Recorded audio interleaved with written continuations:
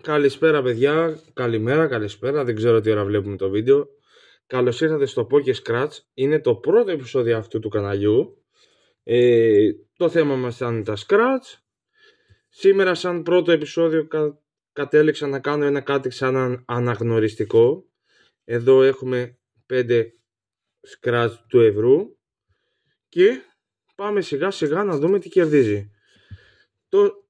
Αυτό είναι, βρείτε το 7 και κερδίστε το αντίστοιχο ποσό και το bar που κερδίζει όλα τα ποσά. Για πάμε. Λοιπόν, πεταλούδα, βασιλιάς, μια γατούλα, ένα λιχνάρι. Κάτσε να το βάλω και κοντά να φαίνεται. Μια καρδούλα και μια πυραμίδα. Τίποτα. 0/1. Πάμε στο επόμενο.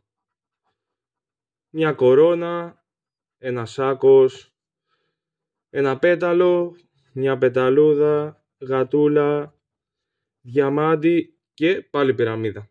Τίποτα. 0/2.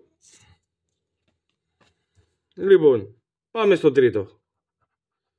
Μια καρδούλα, ένα λιχνάρι, πάλι λιχνάρι, μια κορώνα, ένας, τέλος πάντων, και η πρώτη νίκη μας. Ένα πέταλο. Ωραία. Αυτό το αφήνουμε για το τέλος. Πάμε στο τέταρτο. Ένα σακί, ένα λιχνάρι, μια πεταλούδα, μια πυραμίδα, μια σφαίρα, μια γατούλα και ένα πέταλο. Και τελευταίο, μια σφαίρα, μια καρδούλα, ένα πέταλο, λιχνάρι, τριφύλι, σάκος και γατούλα. Λοιπόν, για πάμε να δούμε την πρώτη νίκη. 2 ευρώ. Εντάξει. Καλό ξεκίνημα.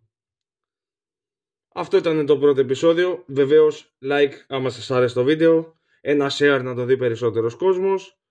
Και πάμε ένα sub να φτάσουμε τους πρώτους 100 που είναι και ο στόχος μας. Καλή συνέχεια. Τα λέμε στο επόμενο.